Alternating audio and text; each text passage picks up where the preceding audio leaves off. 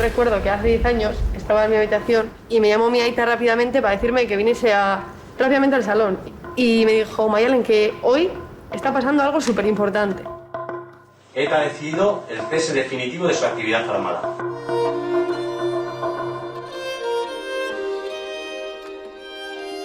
Mi vida ha cambiado muchísimo desde que no existe ETA. Y la mía solamente no, la de muchos que vivimos aquí. Habíamos sufrido tanto terrorismo, tantas muertes y tanta violencia que ya ese mensaje era como un alivio. Todavía yo creo que no somos conscientes de la profundidad y de la enormidad del sufrimiento que existe o que ha existido. Y hay mucha resistencia a hablar. No sé si es también porque hay o heridas o no cerradas. No quieres tocar el tema porque está o muy reciente, pero también si no lo hablas, tampoco igual hay gente que no se le cierra la herida o... Yo creo que todavía la convivencia no es democrática, sana, respetuosa.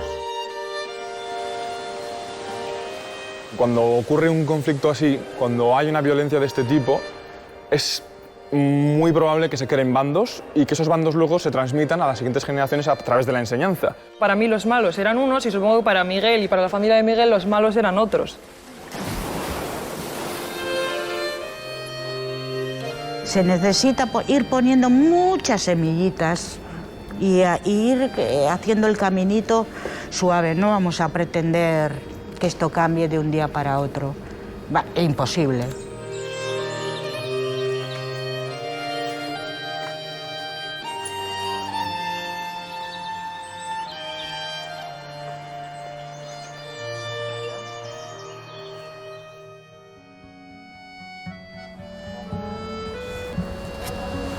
Soy María Jauregui y a mi aita le asesinó ETA el 29 de julio del 2000.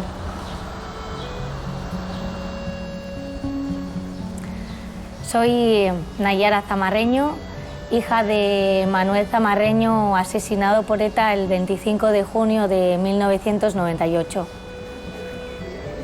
Soy Maider García, hija de Juan Carlos García Goena, asesinado por los GAL el 24 de julio de 1987. Soy Alex Moreno, soy hijo de Guardia Civil y a mi hermano lo asesinó ETA el 7 de noviembre de 1991.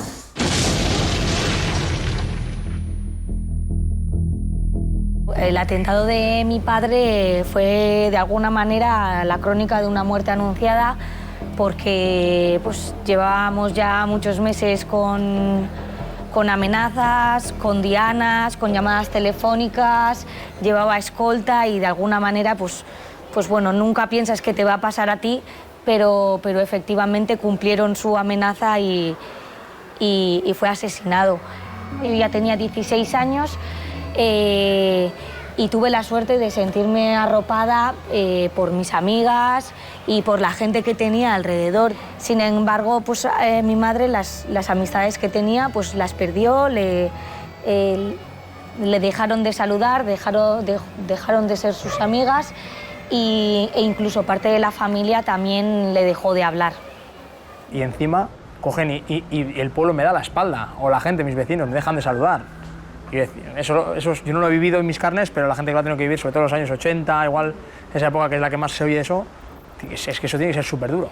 Y bueno, añadido a todo eso, pues mis hermanos mayores también no pudieron soportar la presión que había en aquel entonces y también decidieron marcharse fuera, con lo cual no solo perdimos a mi padre, sino que también pues, la familia se destrozó por completo. Cuando asesinaron a mi aita yo tenía 19 años y en el momento del asesinato sí es verdad que te rompe, ¿no? Te rompe todo, no entiendes nada, ¿no? Te preguntas, pero ¿por qué, no? ¿Por qué a mi aita, no? Además, él siendo una persona tan abierta que hablaba con todo el mundo, personas de cualquier ideología, ¿no?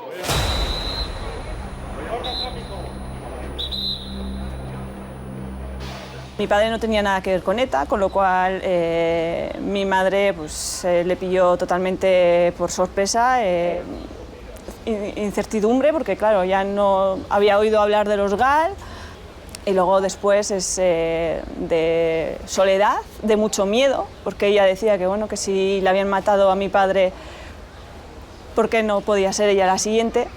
Bueno, a mi padre cuando lo asesinaron yo tenía 5 años, con lo cual, bueno, no recuerdo prácticamente nada.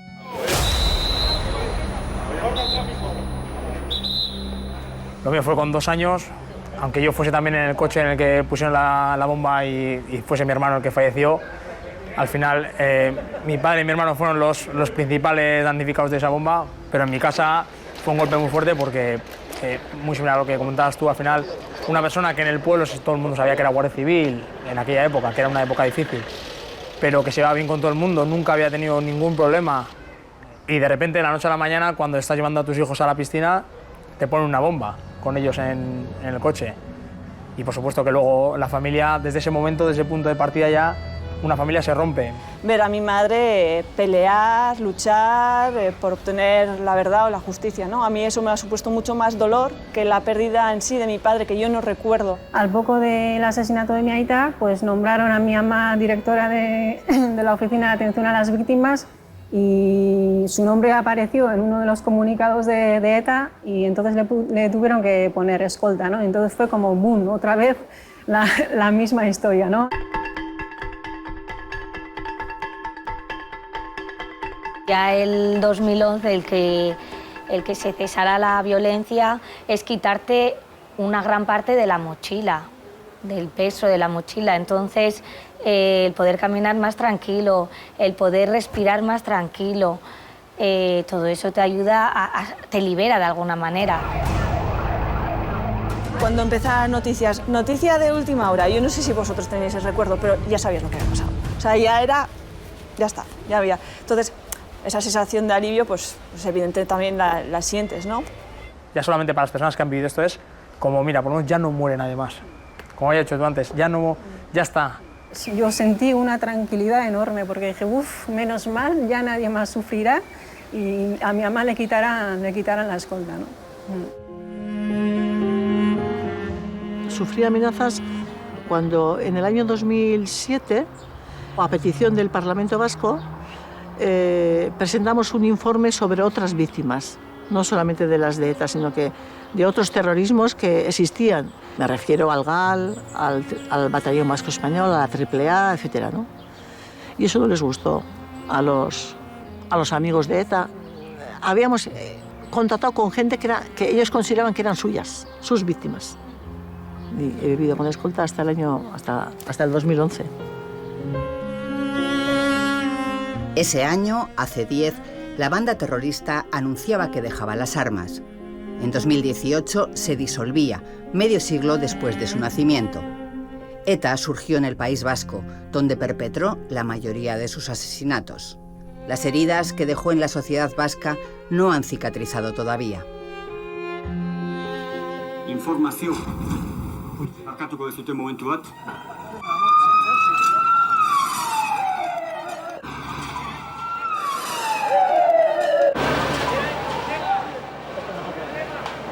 Recuerdo como todo muy nítido, ¿no? Mi rutina, mi vida personal te la destrozan, ¿no? Y hay todavía un discurso del odio que está ahí presente y hay una parte de la sociedad vasca que sigue anclada en ese pasado y en ese recurso a legitimar y a reconocer y a aplaudir lo que era o lo que fue ETA, ¿no? La libertad a la hora de hablar yo creo que todavía no existe. Hemos vivido durante tantos años y hay un silencio que por un lado ha sido impuesto porque las víctimas han sido rechazadas o han permanecido calladas, escondidas, era mejor que nadie supiera, ¿no? Y por otro lado hay un silencio que ha sido el silencio cómplice, el silencio del que se chivaba, del que ha indicado, ¿no? Del que ha señalado, el silencio de quien no ha ayudado a una víctima, ¿no? El terrorismo ha causado un sufrimiento atroz Y en el País Vasco no solamente hay víctimas de ETA, nosotros no nos hemos olvidado nunca en la Fundación de que hay víctimas del GAL y de que hay víctimas de torturas y de abusos policiales. Y todo eso ha generado un sufrimiento enorme en muchísimas personas. Si ese sufrimiento se queda oculto, se queda tapado, al final yo creo que no estaremos haciéndolo bien para construir una convivencia sana.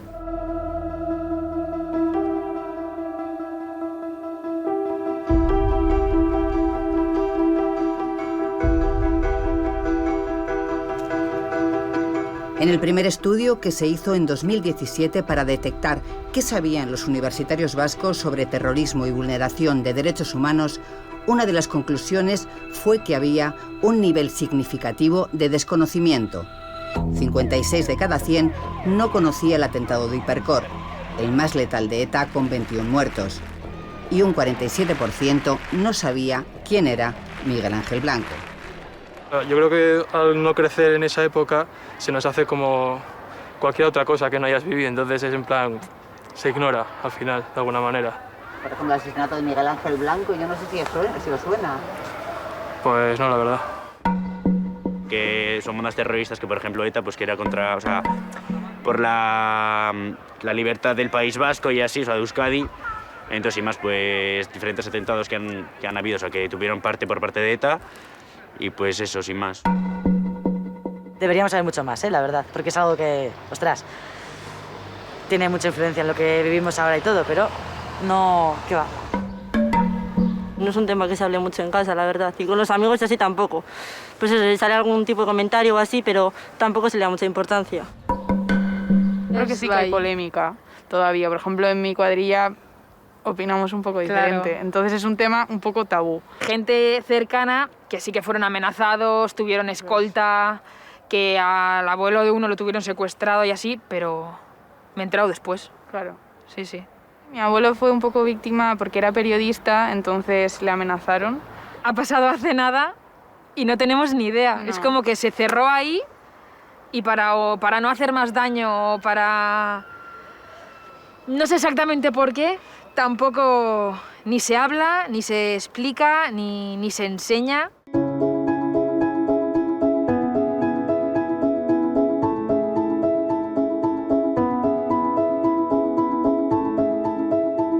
Aquí muchos estudiantes saben lo que fue ETA, pero, por ejemplo, no saben la historia de ETA. Hay culpas compartidas respecto del terrorismo. Es decir, ese discurso sí ha calado de manera importante y yo creo que habría que corregirlo rápidamente.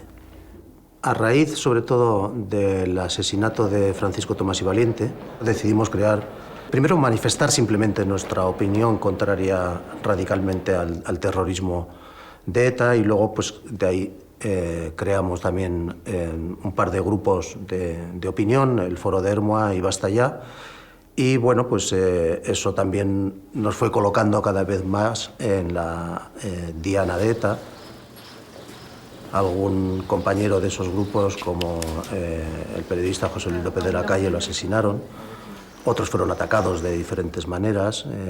Y yo, en el año 2000, incendiaron mi vehículo.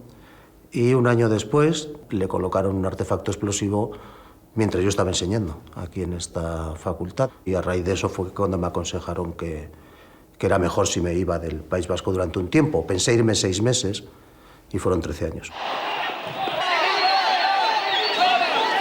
Que había mucho ruido, sí, de disparos, del mundo de Herri Batasuna que ocupaba las calles, ocupaba el espacio sonoro en exclusiva, y había el silencio de las víctimas.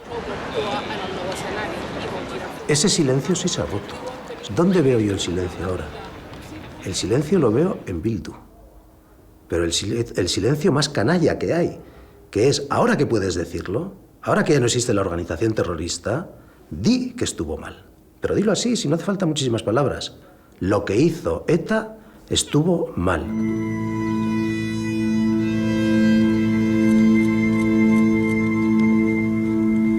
Hoy queremos hacer una mención especial y específica a las víctimas causadas por la violencia de ETA. Queremos trasladarles nuestro pesar y dolor por el sufrimiento padecido. Sentimos su dolor y desde este sentimiento sincero afirmamos que el mismo nunca debió haberse producido y que a nadie puede satisfacer que todo aquello sucediera, ni que se hubiera prolongado tanto en el tiempo.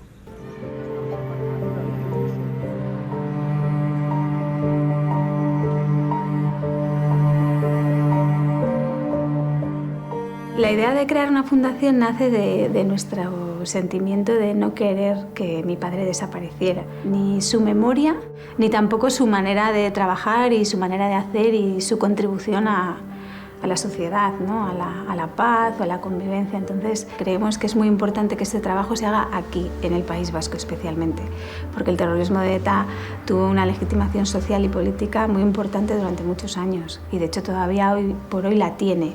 Entonces, el trabajo específico que hay que hacer en la deslegitimación de ese terrorismo hay que hacerlo aquí. La Fundación Buesa y el Memorial de Víctimas han creado un proyecto para aclarar significados de expresiones asociadas al terrorismo. Por ejemplo, el conflicto vasco. Aquí no ha habido un conflicto, sino una campaña terrorista que ha afectado sobre todo y especialmente a una democracia. La izquierda abertzale o el nacionalismo radical se ha apropiado del concepto entendiéndolo de una manera muy particular, ¿no? Que es hablando de una especie de guerra, de que aquí ha habido una guerra entre dos bandos equiparables, entre el Estado y el pueblo vasco, etc., y que entonces ese conflicto se solucionaría cuando se conceda la autodeterminación, etc.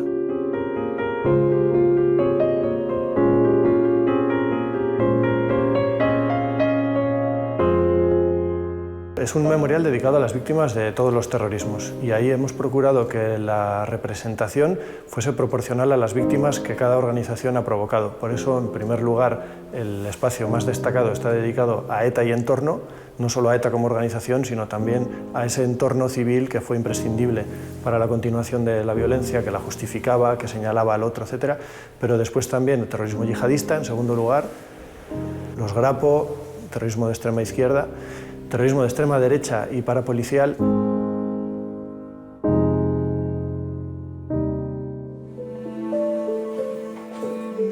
Es significativo que el legislador, cuando decide crear el Centro Memorial, determinara que su sede tenía que estar en el País Vasco. ¿Por qué? Pues porque del País Vasco había salido ese grupo terrorista que ha azotado a España durante más de medio siglo. El terrorismo no fue una guerra particular con unos guardias o con unos taxistas o con unos profesores, no fue contra esas personas que fueron asesinadas. El terrorismo era un desafío al Estado. Y las víctimas eran víctimas vicarias, les atacaban a ellos, pero querían extorsionar al Estado. Le llamo en nombre de ETA para advertir de la colocación de una potente furgoneta bomba en el parking D de la Terminal 4 del aeropuerto de Barajas de Madrid. Cualquier intento de desactivarla supondría un gran riesgo y una grave irresponsabilidad.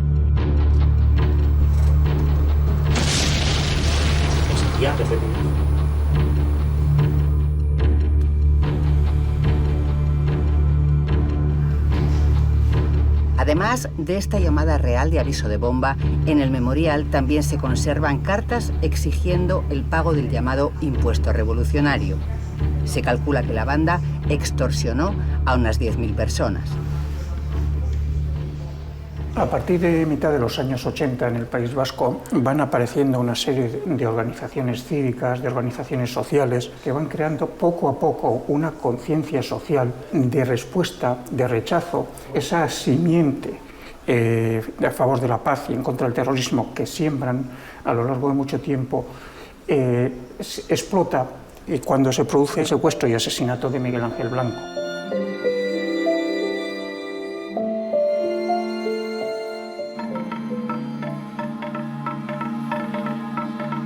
Una sociedad que durante mucho tiempo había vivido con resignación o en silencio ante el terrorismo, en aquellas fechas de julio de 1997 se movilizó como nunca lo había hecho antes.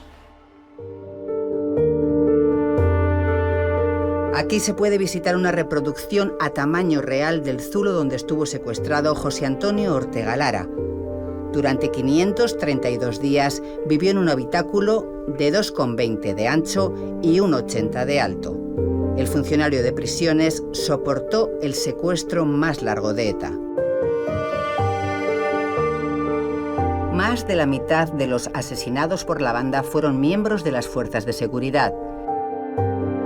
Se exponen papeles en donde los terroristas apuntaban rutinas de las víctimas para atentar contra ellas. Mataron a 583 personas solo en el País Vasco. Uno de los objetivos de este lugar es transmitir la memoria de las víctimas. Es importante que los jóvenes conozcan lo ocurrido para que nadie les pueda vender una versión romántica o edulcorada de lo que ha supuesto la violencia con pretensiones políticas. Todavía hay personas que siguen teniendo miedo a manifestarse abiertamente o a exponer determinadas opiniones inconvenientes.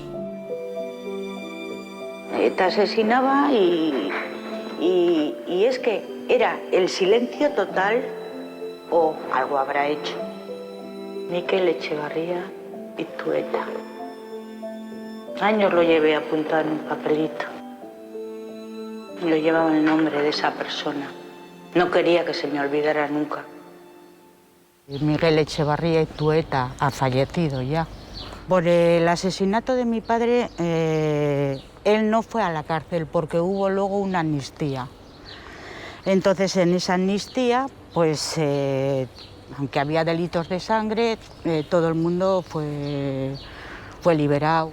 Ha habido gente que cuando se ha enterado, ahora, en estos últimos años, o sea, cuando he salido igual en imágenes, me ha dejado de hablar, me ha retirado la palabra. Hoy en día ha habido otra gente que me ha venido, me ha dado un abrazo o me ha dicho, estamos contigo. Mi padre fue la primera persona asesinada por ETA, que era un obrero, una persona civil que trabajaba y que lo único que quería era pues, poder tener una vida normal con su familia y feliz. Tenía 38 años. Mi padre era de Burgos y mi madre, los dos, y vinieron con un sueño aquí. Se truncó, pero bueno, ese sueño, mi madre siguió con el sueño y aquí estamos. Los testimonios de las víctimas del terrorismo llegaron a las aulas en el País Vasco 6 meses antes del cese de la violencia de ETA. Ese programa, a partir de 2013, se llama Adi Adian. Significa escuchar atentamente.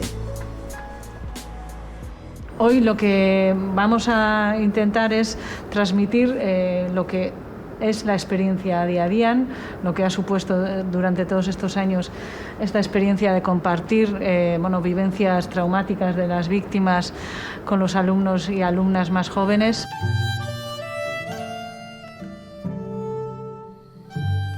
Yo, a medida que iba creciendo, cada vez me iba poniendo un escudo y otro escudo y otro escudo.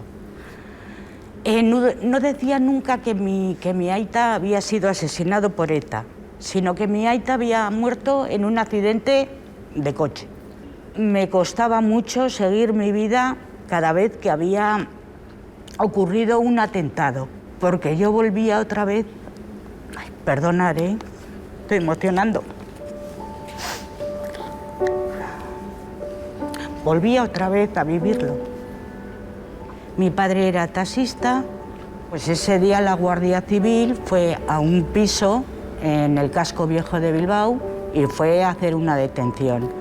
El que asesinó a mi padre, ese huyó y huyó herido. Y se metió en un taxi y era el taxi de mi aita, que acabó en Arrigorriaga, mi aita en la cuneta. Este señor le había disparado cuatro tiros, le había sacado del taxi y huyó con el taxi. Cuando tenía 10 años de edad me explotó una bomba que me causó serias lesiones. Sufría la amputación de mi pierna izquierda por debajo de la rodilla, pérdida de visión de un ojo, perforación de ambos tímpanos, bueno, multitud de heridas abiertas con metralla, ¿no? Mi madre me comentó que estaba allí seguramente por haberle dado una patada a una bomba. Yo en ese mismo momento ya le dije que tenía claro que no le había dado ninguna patada. En mi casa, bueno, a lo que me ocurrió siempre le llamamos, entre comillas, accidente, ¿no? Con el tiempo empecé a llamar a lo que me había ocurrido por su nombre, como un atentado terrorista. La percepción que tienes antes de hacer este ejercicio es yo estoy en este lado y vosotras estáis en ese lado. Y yo no os pongo rostro, sino que tengo una serie de estereotipos muy politizados además, que me hacen incapaz de sentir la mínima empatía. Fue como la primera vez que sentí de verdad empatía con una víctima.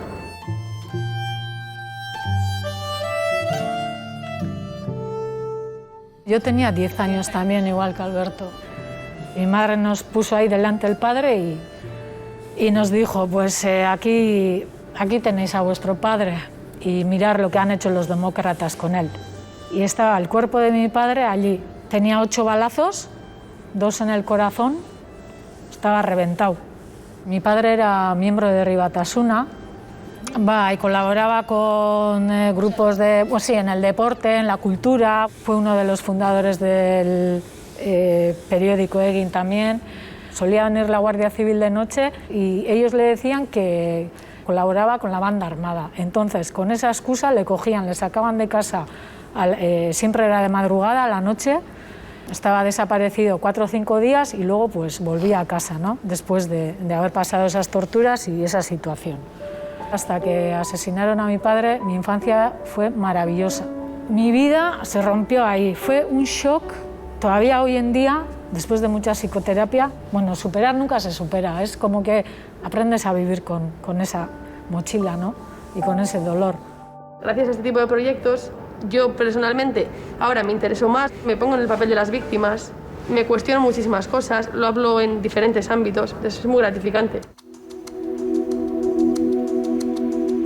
Uno de los trabajos que había que hacer, obviamente, era también transmitir esta memoria, ¿no? A los que o eran muy niños cuando ocurrían estas cosas o ni siquiera habían nacido. Falta mucho recorrido también en el ámbito educativo, falta normalizar nuestra mirada a nuestro pasado más reciente e incluirlo como parte de la historia que tienen derecho nuestros alumnos a aprender. La memoria siempre es conflictiva. Y cuanto más cercano sea y más traumático, más conflictiva. ETA es el grupo terrorista que más daño ha causado y más muertes ha generado en nuestro país, pero también hay que contar todo lo que ha ocurrido. No se trata de hacer un totum revolutum para luego decir, bueno, aquí todo el mundo ha generado sufrimiento y estamos en un empate. No, no es así. Pero que eso tampoco nos lleve a no contar otras cosas, ¿no? Cuando nosotros vamos a las aulas hay algo que es clarísimo y es dar a conocer, continuar con la Declaración Universal de los Derechos Humanos. Me pasó en un colegio. Me repitió una pregunta una alumna. ¿Pero tu hermano era de ETA? ¿Pero tu hermano era de ETA? Salí del colegio preocupadísima. Ella me estaba dando a entender que a mi hermano le pasó lo que pasó porque se lo merecía. Ninguna persona se merece un trato semejante en un Estado democrático de derecho. Y de la misma forma que me preocupa que aquella joven piense eso, igualmente me preocupa que otro joven piense que ETA actuó legítimamente. Me preocupan los dos aspectos y yo trabajo para que eso cambie. En el Centro de Ética Aplicada de la Universidad de Deusto llevan 20 años trabajando en proyectos sobre memoria y convivencia en el País Vasco. En uno de los últimos, dirigido a jóvenes, la cuestión es conocer qué entienden sobre el pasado violento y qué quieren saber. Tienen lagunas de conocimiento muy grandes. sobre el caso particular del conflicto y la violencia en Euskadi, tienen poco conocimiento de los hechos, digamos, de los hitos de ese proceso, de los personajes. Por ejemplo, confunden Carrero Blanco con Miguel Ángel Blanco. Lo que encontramos es que tienen un relato o fragmentos de relato que en muchos casos llevan a normalizar y a justificar la violencia, aunque por otro lado ellos puedan decir que no están de acuerdo con el uso de la violencia. Entonces ellos o ellas insistían en ese sentido: queremos entender la diversidad de visiones que sabemos que existen. Pero este es un tema sobre que no se habla en la familia, en las cuadrillas mucho menos. Yo me he criado en un entorno condicionado por una ideología más nacionalista y por lo tanto pues no se habla abiertamente de estas cosas. Entonces, al final, por no remover, no se trata, no se habla y queda ahí una espina de no haberlo comentado, de no haberlo tratado y de no saber a veces ni siquiera muy bien en qué posición están tus amigos. O, por ejemplo, en mi caso sí que se ha hablado y se sigue hablando bastante del tema de la violencia en el País Vasco, del terrorismo de ETA, pero siempre ha estado muy centrado alrededor de un evento que ocurrió en mi familia, que hubo un asesinato de ETA que ocurrió a un miembro de mi familia y que yo no viví, pero siempre ha, digamos, estructurado el discurso de este conflicto, de esta violencia, de estos asesinatos, por eso. En la mía ha pasado igual. Mi padre se crió en un centro vasco en Argentina, con su madre, con su familia, y pues en su caso recibían noticias de Euskadi.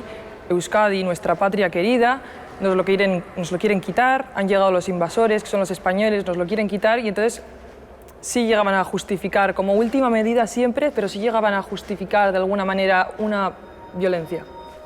Sí. Teníamos opiniones dispares, pero bueno, hemos llegado a un punto de encuentro. Y en los dos casos hemos llegado a deslegitimar la violencia. Eso es. Totalmente. ¿Cuál es el problema de este asunto? Yo creo la falta de una memoria crítica respecto de lo sucedido. No creo que el que seamos conscientes de lo sucedido sea garantía al 100% de que un proceso violento como el vivido no se pueda repetir. Que la terapia está en el conocimiento crítico de la historia y en dotar a las nuevas generaciones de las herramientas para enfrentarse críticamente a relatos que tergiversan intencionadamente, desde un punto de vista muchas veces político, lo que ha sido la verdad de la historia.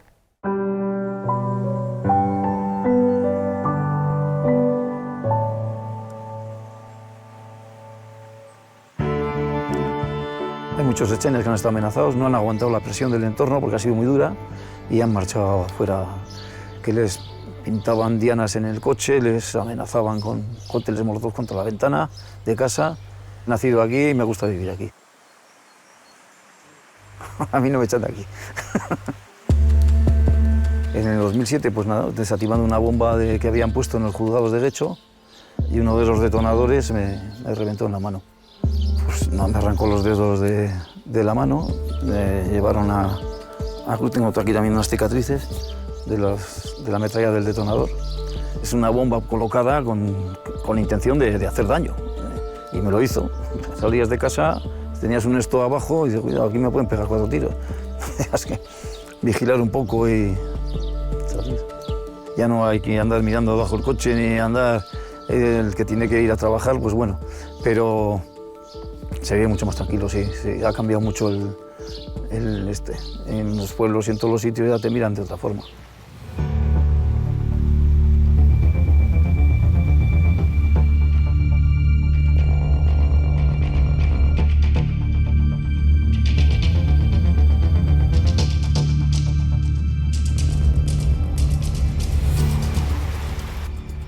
El primer episodio de violencia es en el año 82, cuando la Guardia Civil entra a nuestra casa con las metralletas. De repente nos levantaron a todos de la cama, apuntándonos, y vinieron teóricamente a buscar a mi hermano José Ignacio. Estaba refugiado, vivía junto con otros jóvenes. En ese momento vivía en Bayona, y cuando mi hermano desaparece de nuestras vidas, tengo 15 años. En nuestro caso, es cierto que la izquierda abertzale en este tipo de sucesos estaban ahí y te mostraban su apoyo. pero las instituciones, digamos, importantes de tu país, de tu pueblo, nos dejaron de lado. Cuando más necesitas en tu vida un apoyo, unas palabras que te digan, eso estuvo mal, nadie se merece que le hagan eso. Todavía estoy esperando. Es sumamente grave que en pleno siglo XXI todavía tengamos que estar reivindicando la inocencia de una persona que fue brutalmente torturada para hacerla desaparecer durante 11 años y medio y que todavía, a día de hoy, no sea considerada víctima del terrorismo, mientras que los perpetradores, condenados en un juicio justo, no han cumplido condena, no han pedido perdón, no se han arrepentido. ¿Qué Estado democrático de derecho existe? Esta es la última foto de toda la familia reunida. ¿Cómo es la vida? Uno nunca sabe, la verdad, cuándo va a llegar ese final, ¿verdad? Esta es el recordatorio que se hizo tras haber estado casi 12 años desaparecidos, el recordatorio cuando fueron identificados los cadáveres en Alicante. Es el lugar donde aparecieron los restos.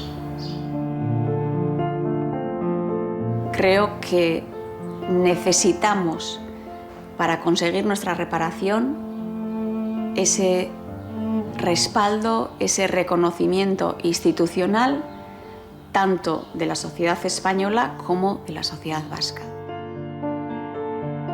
Y creo que otro reto pendiente es ese reconocimiento social que las víctimas de ETA no tuvieron y que a día de hoy creo que para su reparación es necesario. Empecé a acudir a las aulas, sobre todo con para mí una misión y un propósito, que era que esto no se olvidase, que la gente, bueno, los chavales a los que iba a dar mi testimonio, supiesen que en el caso mío la bomba me explotó a mí, pero la onda expansiva de esa bomba afectó a toda mi familia y a la gente que me quería.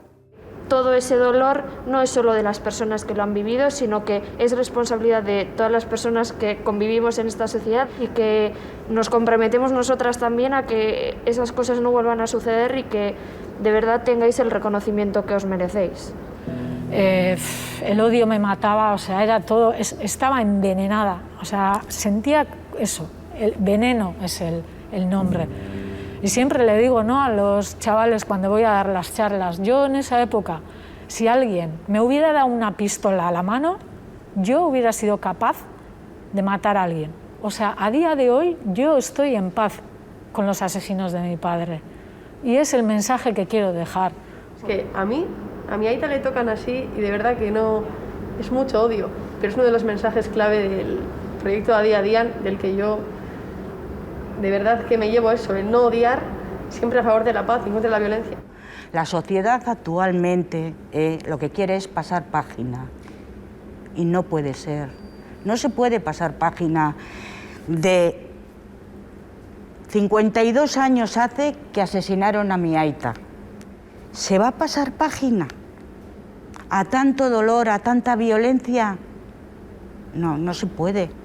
El haber visto diferentes puntos de vista, a mí por lo menos, me ayudó muchísimo. Yo creo que lo que tú has dicho antes de que no se puede pasar página y eso totalmente, porque al final la historia, si la olvidas, se repite.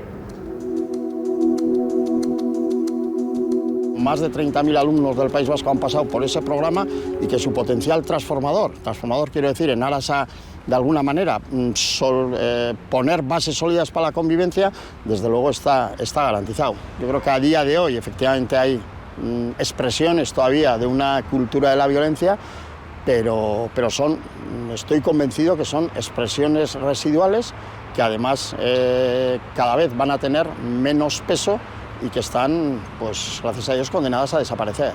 La ruta, indefectiblemente, pasa por el respeto por parte de todos. Creo que la izquierda abertzale tendrá que seguir dando pasos en esa dirección. Es decir, fue injusto, nunca más.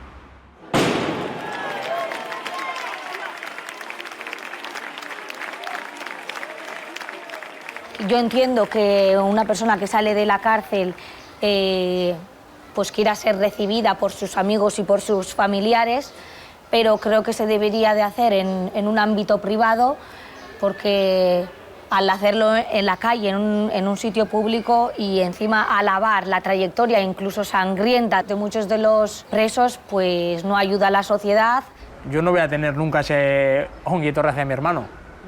Entonces, que alguien que igual ha matado a mi hermano reciba eso de un pueblo, a mí me duele.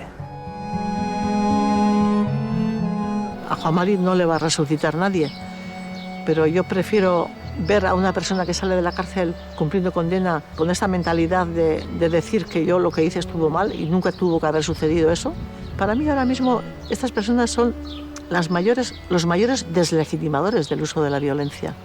Bueno, los encuentros restaurativos en principio se producen por iniciativa de ellos, de los victimarios. Hay una petición por parte de algún preso en el sentido de que le gustaría contactar con las víctimas para manifestar su pesar, su dolor, que por supuesto no iban a tener ningún beneficio penitenciario por participar en estos encuentros.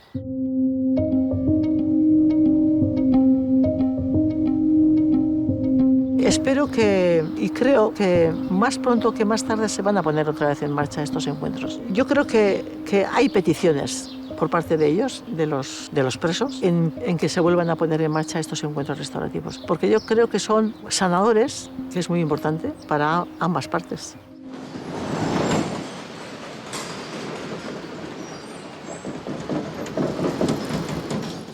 El primer encuentro lo tuve con Luis Carrasco. Fui a visitarle a Nanclares. En ese momento iba, porque era el año 2011, mayo, con escoltas. Yo iba a la cárcel a estar con un exmiembro de ETA con escoltas por amenaza de ETA. O sea, eso. Yo salí como si me hubiera quitado un peso de encima impresionante, porque yo personalmente la verdad es que no pensaba que me iba a afectar tanto, que esto iba a ser bueno, entendía, bueno para la futura convivencia, porque estas personas van a salir de la cárcel en un momento determinado y vamos a convivir entre todos y van a estar ahí. A mí Ivonne me escribió una carta el año 2012, a finales, en el que me explicaba pues, su pesar. Me encontré con Ivonne ya fuera del paraguas institucional, porque lo de los encuentros restaurativos, eso se terminó en el año 2012. Fue un encuentro muy intenso, muy fuerte, de muchas preguntas, lo mismo que a Luis, le pregunté a él. Y bueno, pues él, dentro de la conversación, porque comentamos cómo hacíamos todos los años, le recordábamos a Juan Mari el 29 de julio, etcétera, etcétera, y me dijo, oye, ¿qué te parece si yo apareciese? Vino además con un ramo de flores, en concreto traía 14 claveles y venía con 13 claveles rojos y uno blanco. Me dijo, mira, estos 13 claveles rojos significan el pasado y este blanco significa el futuro, el presente y el futuro, ¿no? Aquello fue como una catarsis, ¿no? Todavía quedan más de 300 crímenes de ETA sin esclarecer. De los atribuidos a la extrema derecha, un 20% quedaron archivados. Y de los asesinatos cometidos por el GAL, 10 siguen sin resolverse. Para poder cerrar heridas, ¿qué pedimos? Pedimos verdad, ¿no? Que se sepa la verdad. Hasta que no sepamos lo que ha sucedido, ¿no? Pues no vamos a poder cerrar esas heridas. Y luego, pues justicia y reconocimiento, ¿no? Que hay muchas víctimas aún que ni saben la verdad ni han sido reconocidas, ¿no? No hay un reconocimiento público de terrorismo de Estado, no hay un reconocimiento público de los abusos policiales, de las torturas, de esa otra parte que no se cuenta. Creo que tiene que ser desde arriba, desde la parte política. Creo que tendría que haber un paso muy importante de reconocer tanto lo de los GAL, gente que esté involucrada con la izquierda Abertzale, reconocer lo que ha pasado, no intentar echar siempre balones fuera. Pero si nadie es capaz de dar un paso adelante, al final el tiempo pasa, el tiempo corre en nuestra contra y llegará un momento en el que ya pierda valor el hecho de reconocer y habremos perdido una oportunidad Yo creo que es el momento. Con Ivonne, tanto como Luis, con los dos he mantenido luego relación. A ambos dos, en un momento determinado de la conversación, les dije que prefería ser la viuda de Juan María a ser la madre de ellos. Que al cabo del tiempo, Ivonne, en otra de las veces que nos hemos visto, que me contestó aquello, ¿te acuerdas aquello que me dijiste y tal? Pues después de darle muchas vueltas a la cabeza, yo quiero decirte una cosa. Yo ahora mismo preferiría ser Juan Mari a ser Ivonne.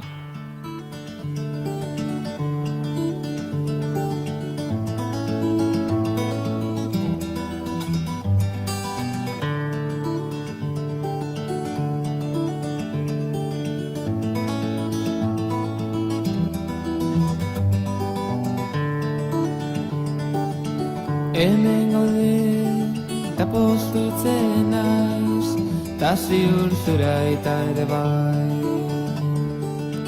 Ta zer ondo zelan dihua zure bufanda txuria.